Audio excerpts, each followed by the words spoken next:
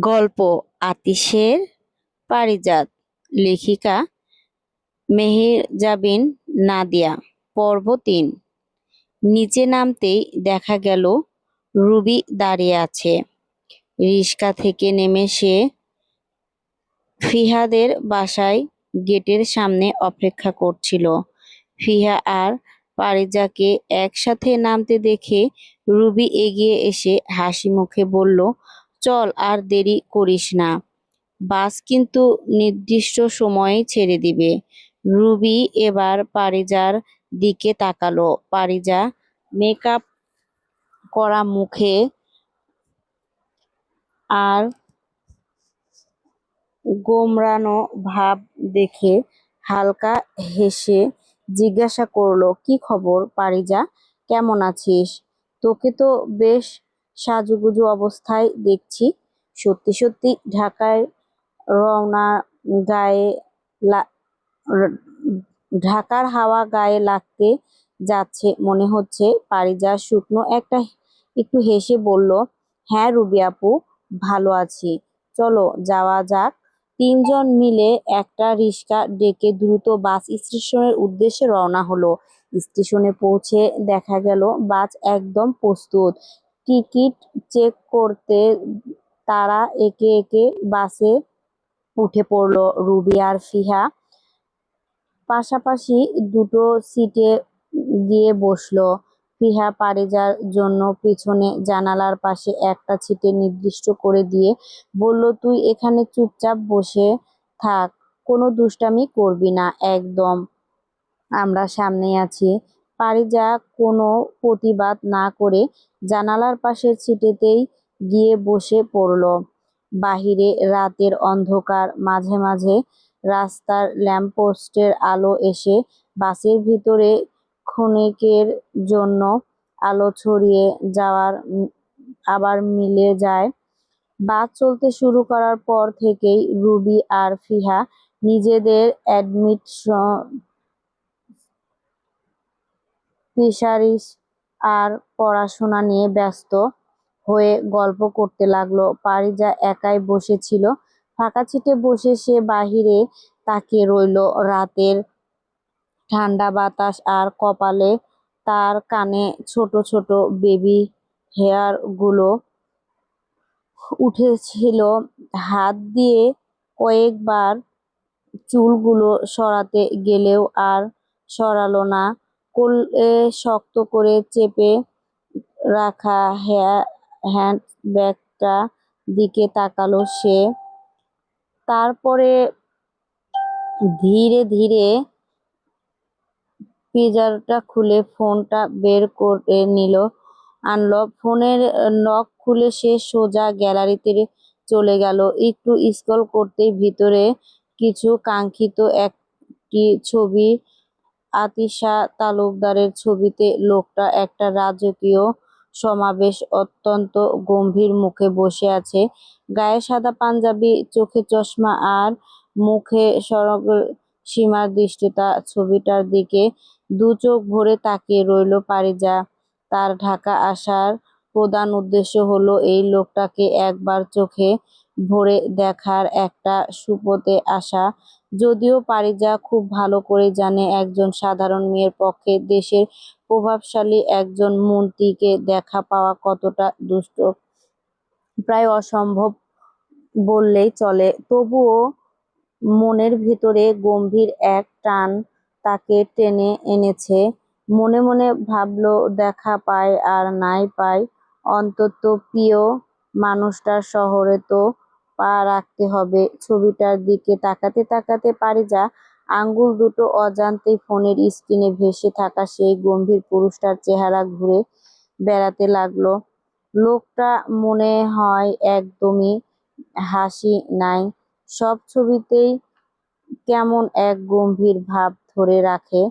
পারিজা নিজের মনেই একটু হাসি পেল অবশ্য। মন্ত্রী মানুষ বলে কথা, এতটুকু ভাব আর গভীরতা তো স্বাভাবিকই।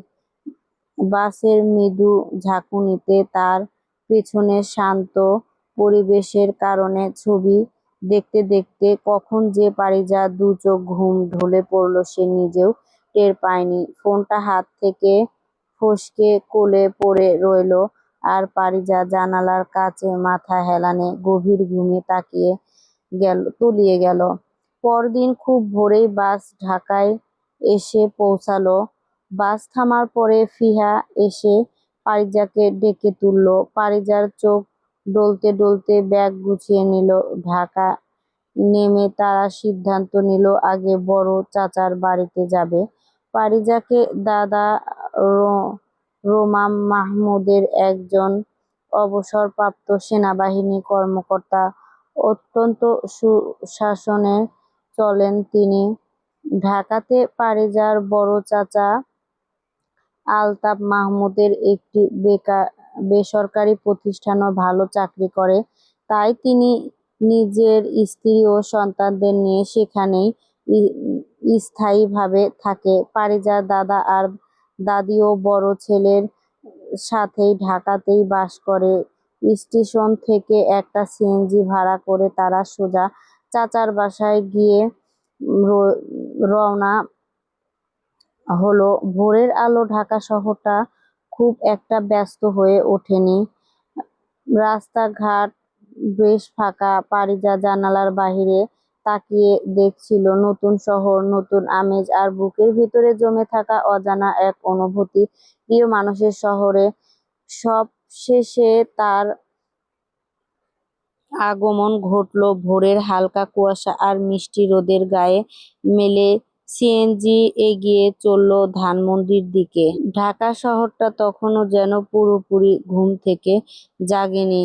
পিচঢালা ফাঁকা রাস্তা, গাড়ি বেশ দ্রুত গতিতে ছুটে চলছে। পারিজা জানালার গ্রিল ধরে মাথাটা সামান্য বাহিরে দিয়ে এলো। বাতাসে উঠতে তার এলোমেলো চুল নতুন এক অনুভূতির ছোঁয়া বুকের ভিতরে দোল খাচ্ছে। এটা সেই শহর যে শহরে কোনো এক অলিগলিতে নিঃশ্বাস নেয় আতিশ তালুকদার। কথাটা মনে হতেই পারিজার ঠোঁটের কোণে না চাইতেও মিষ্টি এক চিলতে হাসি ফুটে ওঠে। ফিহা পারিজার দিকে তাকিয়ে ভুরু কুঁচকে বলল, তুই আর একা একা হাসছিস কেন পারিজা? সত্যি বলছি, তোকে নিয়ে আমি ইদানিং বেশ চিন্তায় পড়ে যাচ্ছি। পারিজা চট করে নিজেকে সামলে নিয়ে গম্ভীর হওয়ার ভাব করলো। আরে না, এমনি সকালের ঠান্ডা বাতাসটা বেশ লাগছে তো তাই। পাশ থেকে রুবি বলল, যাই বলিস ফিহা, এই রাস্তাগুলো সকালে কিন্তু বেশ শান্ত লাগে। সারাদিন তো জ্যাম নির্বিশ্বাস উঠে যায়। কথা বলতে বলতে সিএনজিটা ধানমন্ডির ৪ নম্বর রোডে এসে চারতলা বাড়ির সামনে এসে থামলো। পুরনো কিন্তু বেশ সুন্দর ও পরিপাটি একটা বাড়ি। সিএনজি ভাড়া মিটিয়ে ব্যাগগুলো হাতে নিয়ে তিনজনই গেট পেরিয়ে ভিতরে ঢুকলো। সিঁড়ি দিয়ে দোতলায় উঠতে দরজার কলিং বেলে চাপ। ফিহা কয়েক সেকেন্ডের মধ্যে দরজা খুলে গেল। সামনে দাঁড়িয়ে আছে ওদের বড় চাচি আশুবা বেগম। পরনে সুতি শাড়ি, মুখে লেগে আছে এক রাশ হাসি। মনে হচ্ছে তিনি যেন অনেকক্ষণ দরজার পাশেই দাঁড়িয়ে ওদের আশায় প্রতীক্ষা করছিল। মেয়েদের দেখে আশু বেগম আনন্দিত গলায় বলে উঠল, ও মা, তোমরা এসে পড়েছো, আয় আয় ভিতরে আয়। আমি তোমাদের জন্যই অপেক্ষা করছিলাম। আসতে কোনো অসুবিধা হয়নি তো? ফিহা মুচকি হেসে ভিতরে ঢুকতে ঢুকতে বলল, না চাচি, আলহামদুলিল্লাহ, কোনো অসুবিধা হয়নি। বাসে বেশ ভালোই ছিল। আশু বেগম এগিয়ে এসে পারিজাকে জড়িয়ে ধরে পারিজার গালে আলতো করে হাত বুলিয়ে বলল, আমার ছোট লক্ষ্মীটা, কেমন আছো? অনেক দিন পর তোকে দেখলাম রে পারিজা। কত বড় হয়ে গেছিস। পারিজা মিষ্টি হেসে বলল, আমি ভালো আছি চাচি, তুমি কেমন আছো? তোমাকে দেখলে তো আমার এমনিতেই ভালো হয়ে যায় রে মা। এমন সময় পাশের ঘরে পর্দা ঠেলে ভিতরে এলেন পারিজার দাদি কমি মুস্টুরো বেগম। তার পা ধোয়ার পর হালকা চাদরে গায়ে জড়িয়ে আসছিল তিনি। নাতিদের কণ্ঠস্বরে শুনতেই বুড়ো চোখ দুটো আনন্দে ঝকঝক করে উঠল।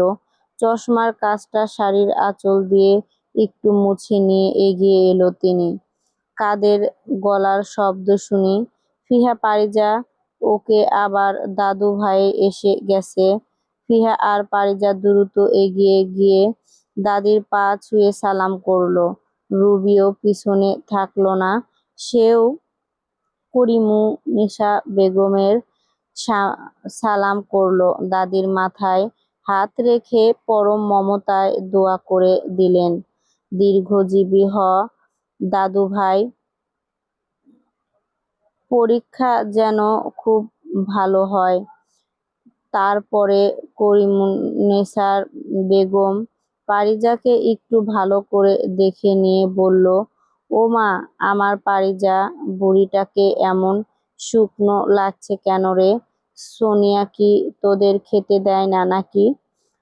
আর চোখের নিচে এত কালি কেন?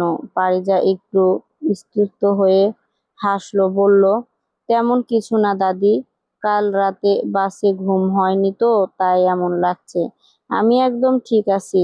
আশু বেগম ট্রেতে করে জুস আর পানির গ্লাস নিয়ে এসে টেবিলে রাখলো। সে আগে মুখ হাত ধুয়ে এইগুলো খেতে নে, তারপরে গরম গরম নাস্তা দিচ্ছি। ফিহা গ্লাসে চুমুক দিয়ে জিজ্ঞাসা করলো, চাচা কোথায় চাচি? অফিসে চলে গেছে।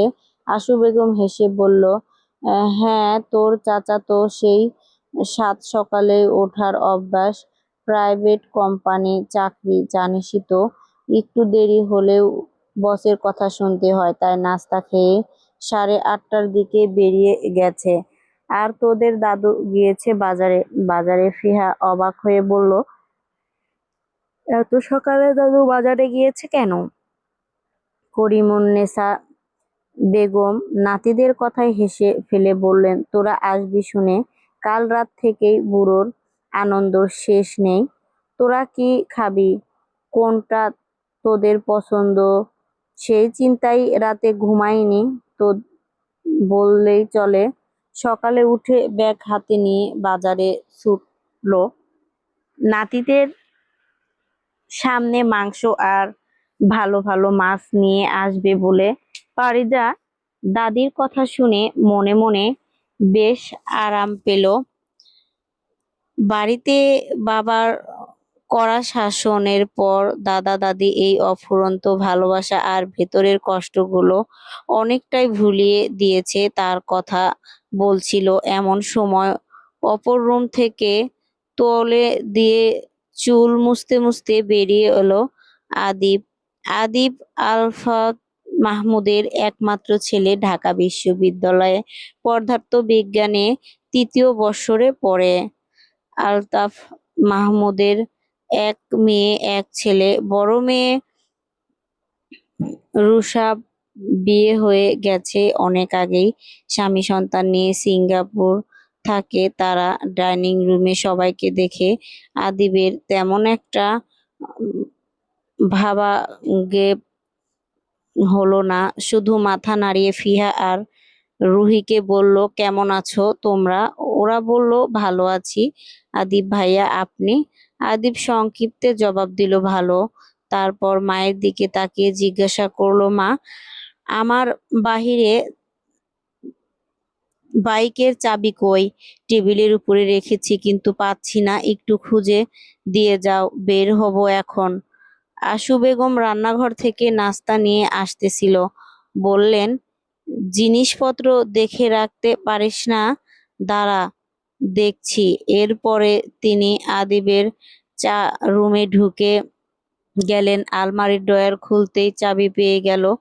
চাবি নিয়ে রুম ছেড়ে বের হয়ে চাবি আদিবের হাতে ধরিয়ে দিয়ে বললেন, এই নে তোর চাবি। এই সাত সকালে কোথায় বের হবি? নাস্তা করে যা। না মা, ডিপার্টমেন্টে কাজ আছে, স্যার ডেকেছে, ক্যান্টিনে কিছু খেয়ে নিব। এই বলে তার আর দেরি না করে দরজার দিকে এগিয়ে গেল আদিব। যাওয়ার সময় কি মনে করে যেন পারিজার দিকে একবার তাকালো, পরে পারিজা মনোযোগে তখন অন্যদিকে থাকায় সে তা দেখতে পেল না। আদিব বের হয়ে যেতেই আশু বেগম সবাইকে ডেকে বলল, আয় সকালের নাস্তা করতে বস, গরম পরোটা, ডিম ভাজি আর ডাল আর সুজি হালুয়া বানিয়েছি। না খেয়ে কেউ বের হতে পারবি না। সবাই টেবিলে বসলো। করিমুন্নেসাও বসলেন। আশু বেগম ফিহার প্লেটে খাবার তুলে দিতে দিতে বলল, তিনজনই এবার থাকতে হবে কিন্তু, সব সময় তো আর আসা হয় না, এবার না হয় পরীক্ষার উছিলায় কয়দিন থেকে গেলি। ফিহা বলল, না চাচি, থাকা যাবে না, আজ পরীক্ষা শেষ করেই ফিরতে হবে। রুবির বাসাতেও টেনশন করবে। রুবিও বলল, হ্যাঁ চাচি, আমাকে ফিরতে হবে। চলেই ফিহা আর পারিজা থাকুক, আমি একা চলে যাবনে। ফিহা বলে উঠল, রুবি চলে গেলে আমি আর থাকবো? পরে আরেক সময় এসে থাকবো নে চাচি। এবার সম্ভব হয়েছে না। পাশ থেকে করিমুন্নেসা বেগম রেগে গেলেন, কি বলছিস, ঢাকায় এসে আজই চলে যাবি? আজ রাতে এখানেই থাকবি? আশু বেগমও বললেন, হ্যাঁ, আজকে রাত থেকে যা, কাল সকালে যাস না হয়। শেষে ফিহা রাজি হলো। আচ্ছা ঠিক আছে, আজ রাতটাই থাকবো।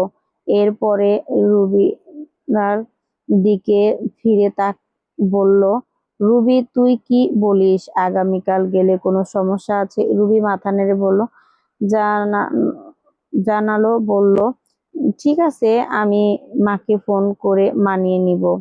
নাস্তা শেষ করে ঘড়ি দেখে ফিহা চমকে উঠল, 10টা বাজে, 12টায় পরীক্ষা।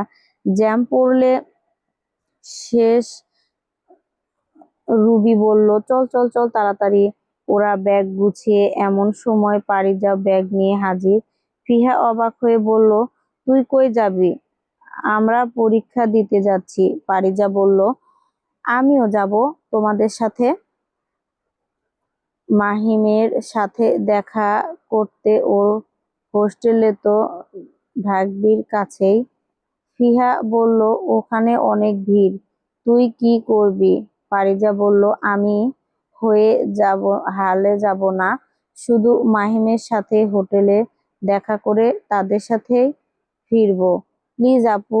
আশু বেগমও বললেন, যেতে দে। ফিহা আর উপায় না পেয়ে বলল, ঠিক আছে চল, কিন্তু কোনো ঝামেলা করবি না কিন্তু। পারিজা হেসে বলল, প্রমিস। এবার নিয়ে চল। তারপরে তিনজন দাদি চাচির কাছে থেকে বিদায় নিয়ে বের হলো।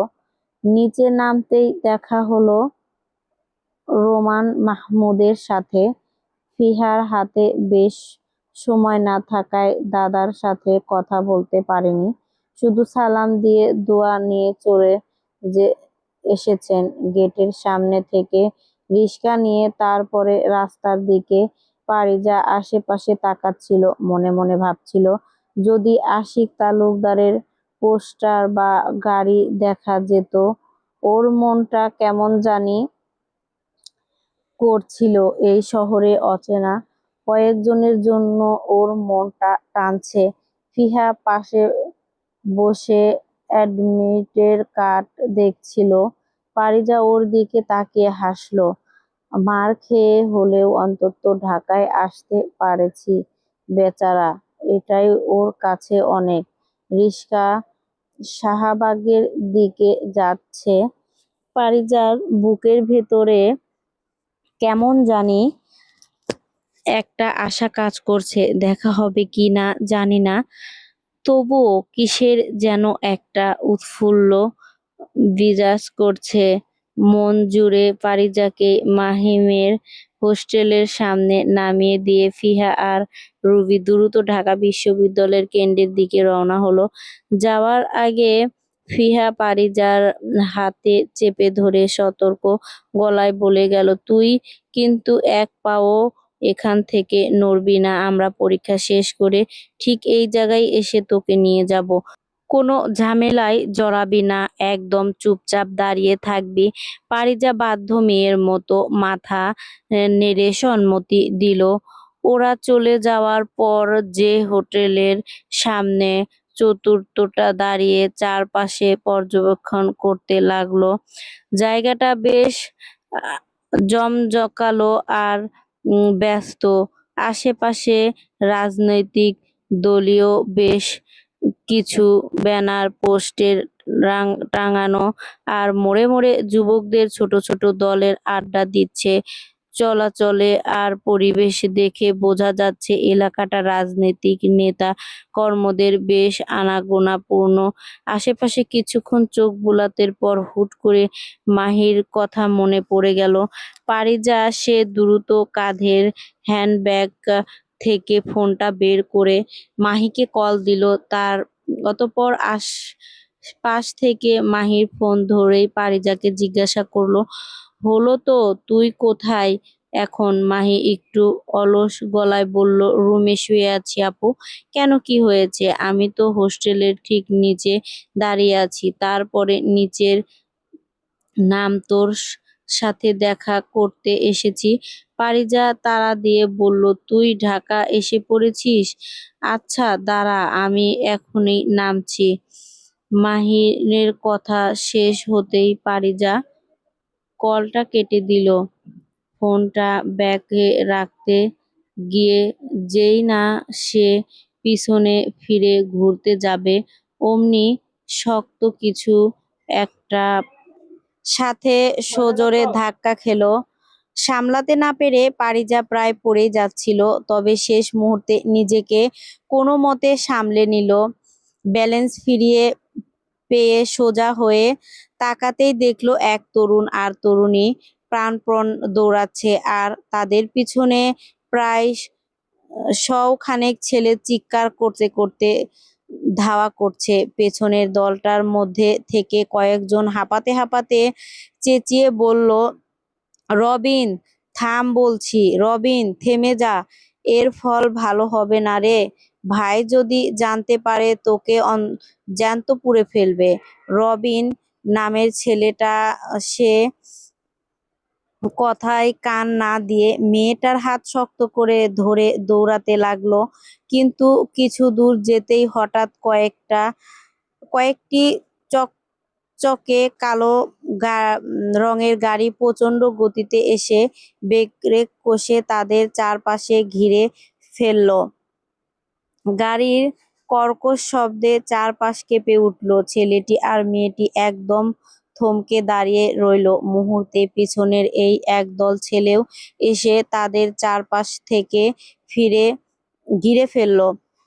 ভিড়ের কারণে পারিজা ভেতরটা ঠিক দেখতে পারছিল না। কৌতূহল সমাবেশের না পেয়ে সে পা টিপে টিপে একটু একটু করে সামনে এগিয়ে গেল। মানুষের জঞ্জট ঠেলে কোনো মতে একটু ভিতরে ঢুকতেই মাথা উঁচিয়ে সামনের দিকে তাকালো পারিজা। আর দেখার সাথে সাথেই তার বুকের ভিতরটা যেন থমকে গেল। চোখ দুটো বিনয়ী বড় বড় হয়ে গেল। শ্বাস আটকে এলো গলায়। তার মনে হলো সে নিশ্চিত কোনো স্বপ্ন দেখছে, নয়তো চোখে ভুল। সামনে দাঁড়িয়ে আছে স্বয়ং আনফাল আশিক তালুকদার। উঁচু লম্বা সুগঠিত গঠন, পরনে ধবধবে সাদার উপরে একদম কুচকুচে কালো রঙের কোট, চোখে কালো সানগ্লাস, মুখে অনবরত কঠিন আর কঠোর এক গম্ভীর। তার চারপাশে বলার তৈরি করে দাঁড়িয়ে আছে অনুগত নেতাকর্মীর দল, আর ঠিক তার সামনে ধুলো মাখা পাকা রাস্তার হাঁটু গেড়ে বসে আছে সেই রবিন। আর তার পিছনে মেয়েটা ভয়ে আঁতকে থমথম করে কাঁপছে। করছে। একজন আতিশ তালুকদারের চশমাটা ধীরে সুস্থে খুলে পকেটে রাখলো। তার স্থির নজর গিয়ে পড়ল হাঁটু গেড়ে বসে থাকা ছেলেটার উপরে। চারপাশে পুরো পরিবেশটা একদম থমথম নিস্তব্ধ। গম্ভীর এক ভারী গলায় আতিশ বলে উঠল, আমার বারণ করা শব্দটা বুঝতে কি খুব কষ্ট হয়েছিল? আমার থালা খেয়ে আমার পিঠে পিঠে ছুরি চালানো? রবিন ভয়ে কাঁপতে থাকলো, হাত জোর করে বলল, ভাই ভুল হয়ে গেছে আমার, আমাকে একটা সুযোগ দিন ভাই। আমি রিমিকে ভালোবাসি, ওকে নিজের চাইতে বেশি যত্ন রাখবো। আতিশ সামান্য নিচু হয়ে রবিনকে দেখলেন, তারপরে শক্ত কণ্ঠে স্বরে বলল, আমার আদেশে অমান্য করার পরিণতি কি হয় তা বোধহয় তুমি ভুলে গিয়েছিস। হেড দিস ফ্লাইং লাভ। তালুকদার বাড়ির মেয়েদের দিকে হাত বাড়ানোর সাহস কি করে হয় তোর? ভাই রবিনের কোনো দোষ নেই, সমস্ত দোষ দায়ভার আমার একা। আমি ওকে পালাতে বলেছি। থাম। রিমিকে সম্পূর্ণ কথা বলার সুযোগ না দিয়ে কঠোর স্বরে তাকে থামিয়ে দিল আতিশ। পাশে নীরবে দাঁড়িয়ে থাকা তার অ্যাডমিনিস্ট্রেটর পাভের দিকে শীতল দৃষ্টিতে নিরীক্ষণ করে আদেশের সুরে বলল, পারভেজ, আমার বন্দুকটা দে। পাভেল অন্তরত কেঁপে উঠল। সে একবার তাকালো সামনের হাঁটু মুড়ে বসে থাকা রিমির দিকে। মেয়েটার দুই চোখে অশ্রুতে রক্তিম, কান্না ভেঙে পড়ছে সে। প্রিয়তমা, এই আর্তনাদ পারভেজ হৃদয়ে দহন করছিল। আতিশের কর্কশ সম্পর্কে সে সম্য অবগতি, রাগের বশিত হয়ে বিনয়ী রিমির বিন্দুমাত্র ক্ষতি করতে না আতিশও এক মুহূর্তে দ্বিধা করল না। এই সে জানে, তবুও দায়িত্ব বাধ্যতা কাঁপা হাতে সে আতিশের দিকে তাকিয়ে বন্দুক বাড়িয়ে দিল। রিমি ভাইয়ের হাতে বন্দুক দেখা মাত্রই আর্তনাদ চিৎকার করে তার পা আছড়ে পড়ল। কণ্ঠে জানালো, ভাইয়া, দোহাই তোমার, এমন কোনো কাজ করো না, আমি সহ্য করতে পারবো না, আমি মরে যাব, মরে যাব। আতিশের কণ্ঠস্বর বরফের শীতল, নিষ্ঠুর। তার হাতের বন্দুকের নল সোজা তার হলো রবিনের লালায়